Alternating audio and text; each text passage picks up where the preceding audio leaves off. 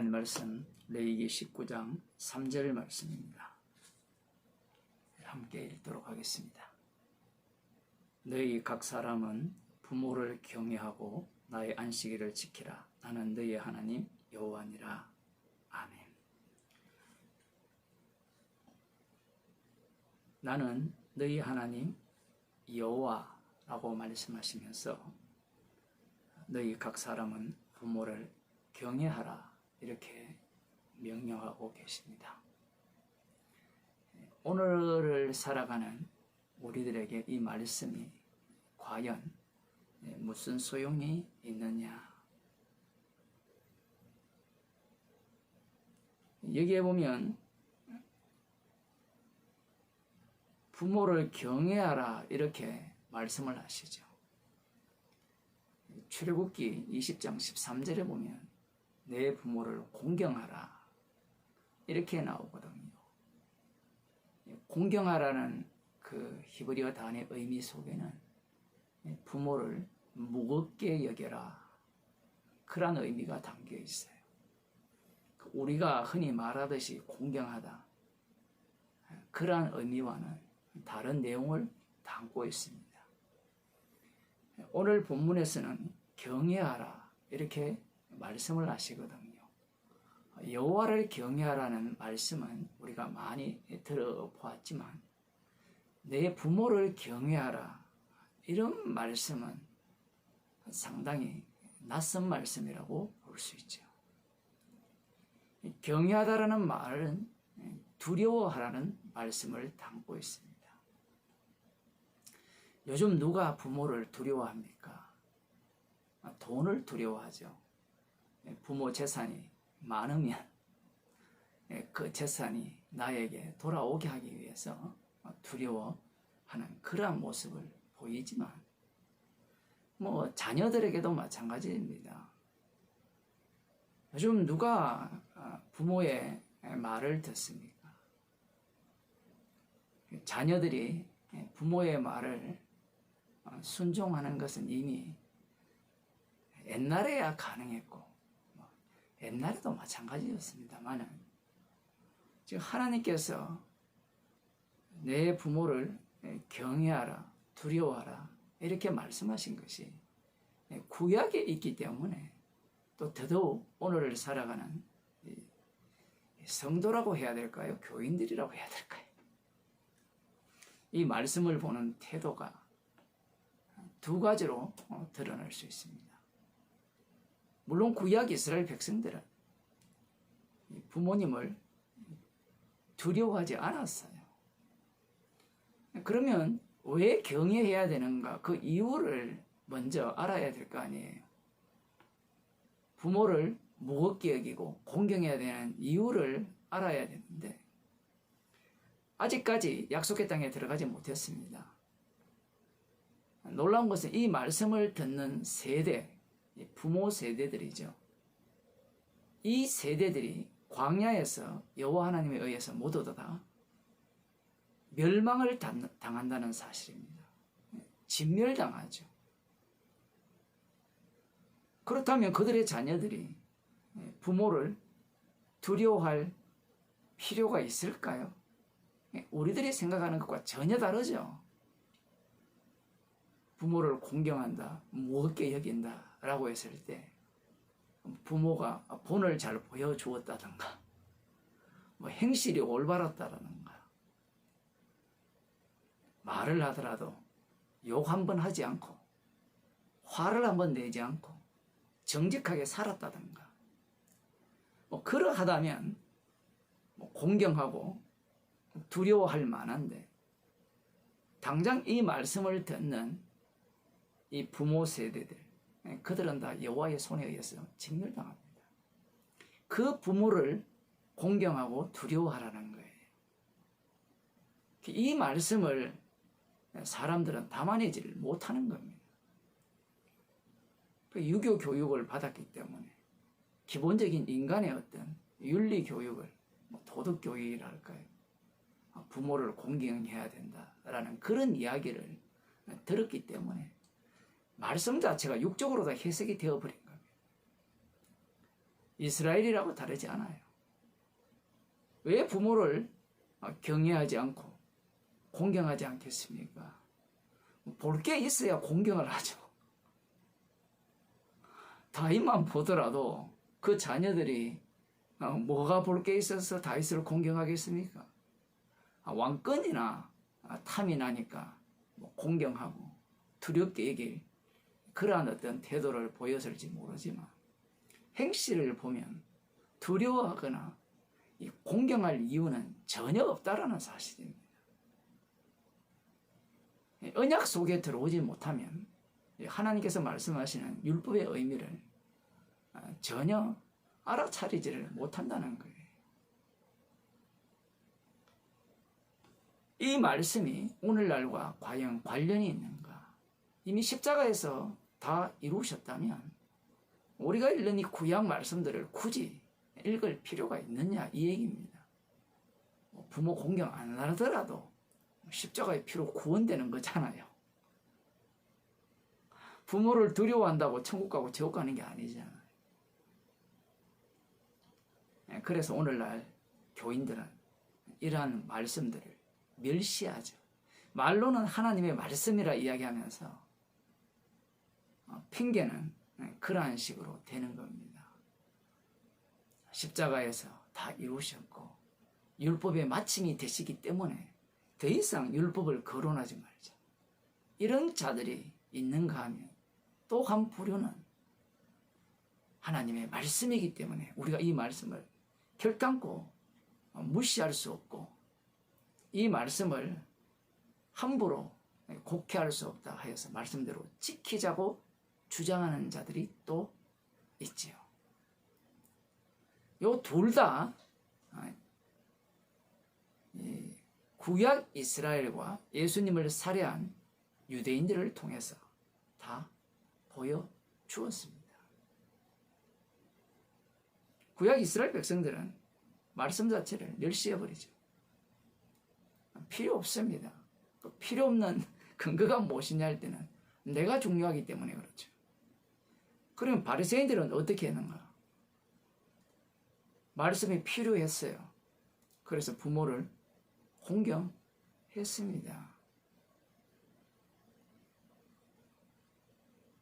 그러한 그들이 예수님을 십자가에 못 박아 죽였죠.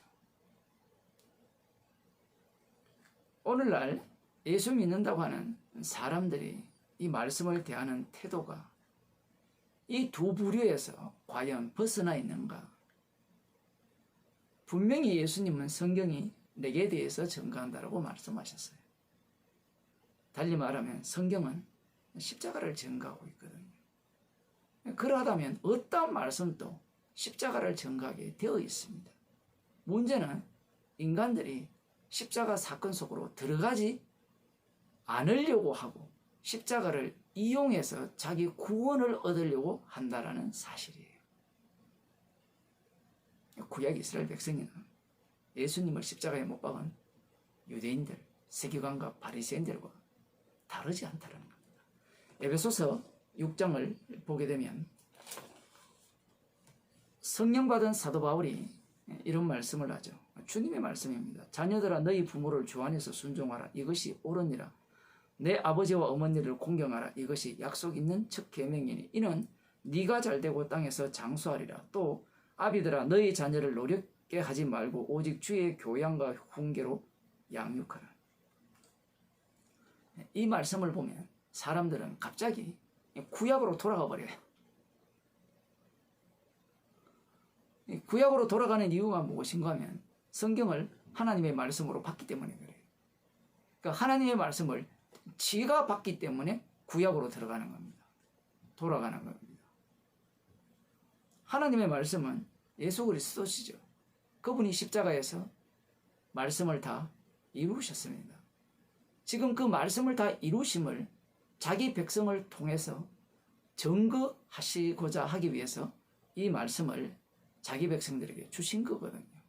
그럼 이 말씀을 읽어 나가게 되면 십자가에 피가 나와야 되는데 갑자기 이 말씀을 읽어 나가면 뭔가 축복이 나오고 화목한 가정이 나오고 제대로 된 자녀 교육이 나오기 시작한다는 거예요.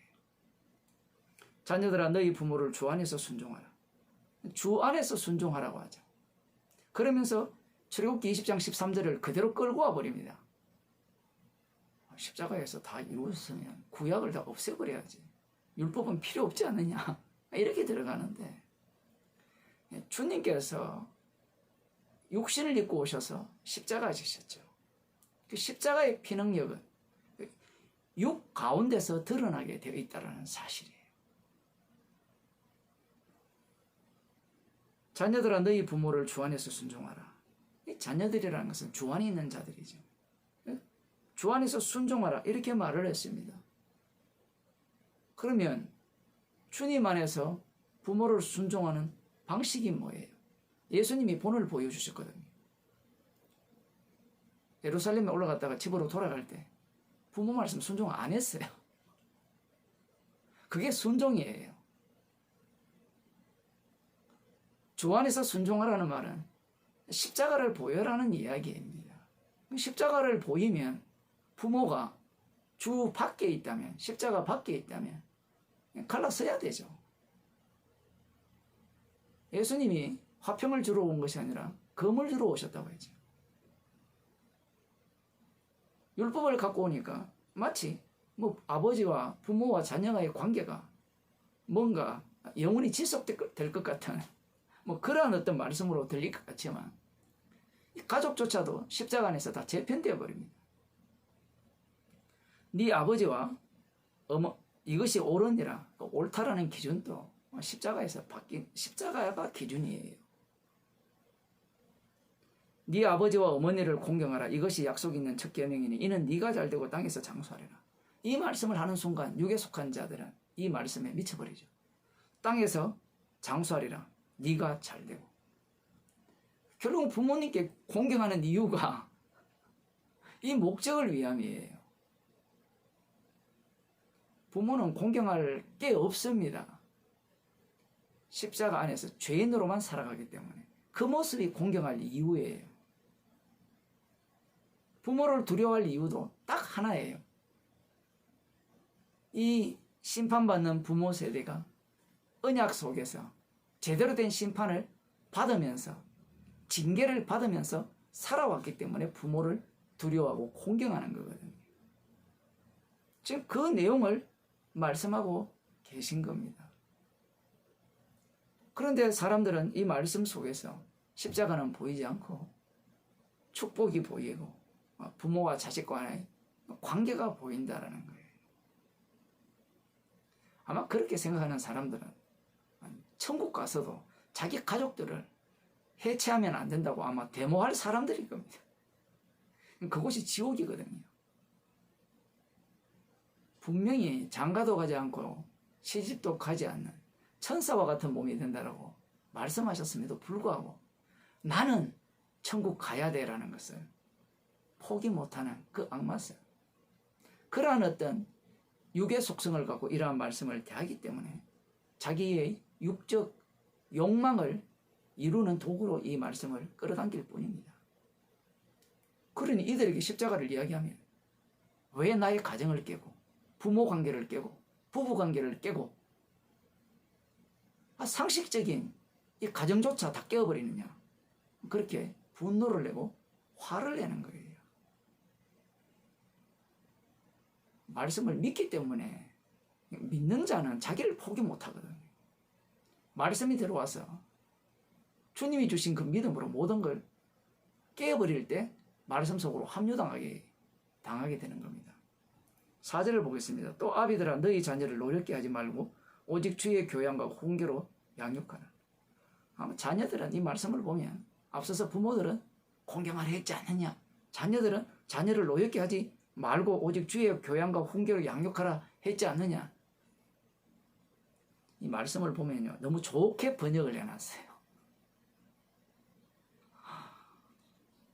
누구나가 다 거부감 없게 번역이 되어 있는데 자세히 읽어보면요 앞뒤가 맞지 않아요. 자녀를 노엽게 하지 말라 했잖아요. 자녀를 노엽게 하지 않으려면 어떻게 해야 됩니까? 아들이 아이스크림 사달라고 하면 사줘야 되죠. 해달라는 걸 다 해줘야 됩니다. 그게 노엽게 하지 않는 거잖아요. 그런데 뒤에 보면 주의 교양과 훈교로 양육하라 이렇게 되어 있죠. 이 교양이라는 단어, 헬라어 단어는 이 히브리서 12장 8절에 나오는 징계는 다 받는 것이거늘 너희에게 없으면 사생자요 참 아들이 아니니라 이렇게 말씀하고 있거든요. 그 징계라는 단어가 여기에 나오는 이 주의 교양이라는 단어와 같은 단어예요. 왜 히브리서에서는 징계로 표현하고 번역을 하고 여기에서는 왜 교양으로 번역했는가? 번역자 지 마음이기 때문에 그래요. 뭐 그렇다고 해서 주의 뜻이 다 달라지는 것은 아닙니다. 번역을 할 때 성경 받아서 번역하면 참 좋은데 그렇게 한다고 해서 뭐 이 말씀이 십자가로 보여지는 것도 아니에요. 주의 교양과 훈계 굉장히 괜찮게 들리잖아요. 그런데 이 징계와 훈계라는 말은 이 체벌, 책망 이렇게도 볼 수 있어요. 징계하고 책망을 하면 자녀가 가만히 있습니까? 노하죠. 그래서 제가 이 4절 말씀이 앞뒤가 맞지 않다라는 얘기입니다.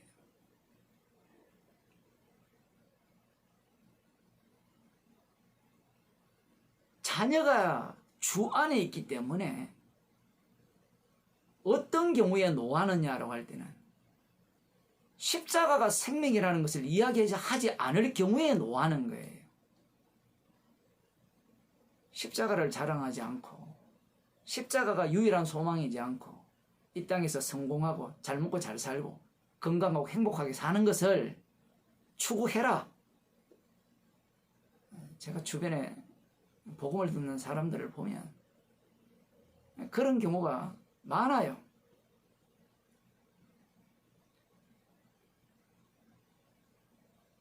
진짜 복음을 아는 자녀라면 야 공부 열심히 해. 의대 가야 돼. 서울대 가야 돼. 좋은 직장 가야 돼. 큰 집으로 이사해야 돼. 이렇게 하면 자녀가 노합니다.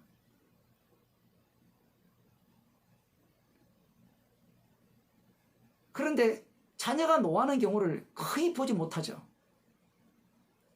부모가 십자가 밖에 있기 때문에 그래요. 자녀는 언제 기뻐하느냐? 주님의 징계와 책망, 말씀을 통하여서 십자가 외에는 자랑할 것이 없고 십자가 앞에서 너는 무엇을 해도 죄인이라는 이 책망으로 인하여서 자녀는 기뻐한다는 거예요. 그게 주 안에 있는 자입니다. 십자가로 구원됐으니까 율법이 필요 없다. 레위기 19장 3절 말씀을 뭐 1년도 만원도 이건 뭐 우리한테 무슨 상관이 있냐. 이런 태도를 가진 자들의 모습은 십자가 사건을 구경하고 관람하는 자들입니다. 그 사건 속에 합류하지 않으려고 하는 자들이죠. 이번 살아서 이렇게 얘기하죠. 합류하게 하시면 하겠다고.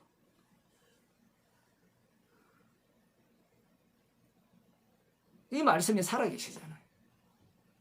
이 말씀 앞에 우리 모두가 오늘 또 십자가 앞에서 죄인으로 드러나는 것. 기도하시겠습니다. 하나님 아버지, 노여워하는 자녀도 없고 징계하고 책망하는 부모도 없는 그러한 시대를 살아가는 저희들입니다. 저희들을 불쌍히 여기셔서 십자가 사건 속으로 저희들을 인도하셔서 우리의 죄인됨을 오늘 또 말씀을 통하여서 들추어내듯이 우리의 삶의 현장 속에서 자녀와 부모와의 관계 속에서 십자가의 원수로 드러나는 주님의 사랑을 듬뿍 입은 주의 백성으로 살게 하여 주옵소서. 예수님 이름으로 기도드립니다.